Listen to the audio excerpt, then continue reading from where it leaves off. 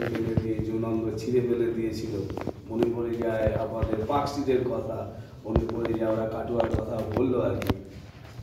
সমাজে এটা ঘটে চলেছে, এটা একটা ভাইরাস, এটা একটা ক্যান্সারের মতো।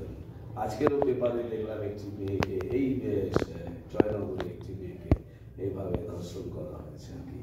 মানে ক্যান্সার কবে সারবে সেটা আমরা জানি না, ঠিক আছে। ফলে আমাদের লড়াইটা চলবে, লড়াইটা চলছে, ঠিক আছে। আর এই লড়াই রাষ্ট্র তো গ্রাস করবেই, কারণ হচ্ছে আজকে আমরা তিলোত্তমার বিচার পেতে এতদিন সময় লেগে যাচ্ছে, ফলে রাষ্ট্র গ্রাস করবে, এটাই হয়। কিন্তু আমরা যারা আমরা খুন করতে পারবো না, আমরা মার্ডার করতে পারবো না, কিন্তু আমাদের প্রতিবাদের ভাষা একটা আছে, সেটা হচ্ছে থিয়েটারের ভাষা। থিয়েটারের ভাষা থেকেই আমাদের প্রতিবাদ করতে হবে, মানুষের কাছে পৌঁছে যেতে হবে, আমরা সেই ভাষাটাই আমরা প্রয়োগ করব। যাক, ওদেরকে অনেক অনেক ধন্যবাদ। এই ছেলে মেয়েদের নিয়ে এত সুন্দর একটা প্রযোজনা করেছে, ওরাও দারুণ, দুইজনে মিলে তিনজনে মিলে অভিনয় করেছে, অসাধারণ। ওরা এগিয়ে যাক, ওদের সঙ্গে আমরা সবসময় আছি, ওরা তো কাজ করছি।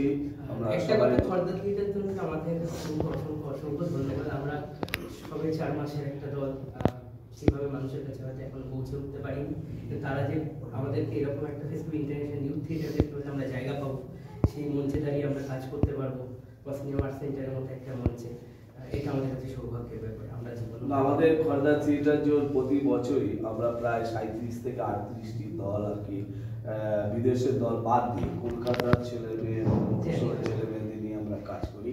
ফলে বিভিন্ন পেসে আমরা নাটক সবটা করি আর কি।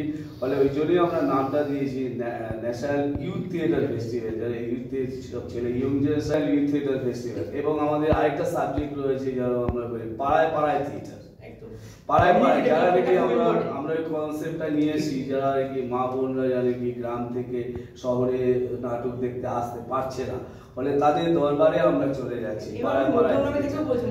কতটা কমিউনিটি ডেভেলপমেন্ট হয়েছে থিয়েটারের মাধ্যমে, সেটা ওই প্রবীর জেঠু রয়েছেন, গৌতম সেনগুপ্ত রয়েছে, আমাদের মধ্যমগ্রামে এক একজন নাট্য ব্যক্তিত্ব, কিন্তু তারা দীর্ঘদিন ধরে এই প্রচেষ্টা চালিয়ে যাচ্ছেন। এবং এখনো এই যে মানুষের মধ্যে ঢুকে গিয়ে পাড়ায় পাড়ায় ছোট ছোট মঞ্চে একটা, মানে আমরা ছোটবেলা মনে আছে মাচায় ওই থিয়েটার করা হতো, নাটকের উৎসব, তার সাথে হচ্ছে দুর্গাপুজো, সরস্বতী পুজোয় নাটক। এই আজকে সরস্বতী পুজোর দিনে অভিনয় করতে পারে, এটা আমাদের কাছে একটা ভালো লাগে যে সরস্বতী পুজো আমরা নাটক করেছি এই সেই মঞ্চে, সেটা আজকে একটু পরিশীলিত ভাবে একটু অন্যভাবে, কিন্তু সেই জায়গায় ছোটবেলা সেই নস্টালজিয়াটা ফিরে আসছে আজকে আবার। আমি মধ্যমগ্রামেই ছেলে, হ্যাঁ সে তো জানি, আমি প্রায় 18-19 বছর মধ্যমগ্রাম চৌমাথাতেই আমি থেকেছি, ঠিক আছে। নিয়ে ওরা মানিকতলাতে কাজ করছে, তোমরা এখানে কাজ করছে, মানে এটা থিয়েটারের জয়। মানে এত ইয়ং ছেলেমেয়েরা একসাথে কাজ করছে, এটা থিয়েটারের জয়, এটা আমি বলতে পারি। তোমরা সবাই এগিয়ে যাও, আমরা তোমাদের সঙ্গে আছি, এই ছাড়া আর কিছু নেই, ঠিক আছে। ওকে।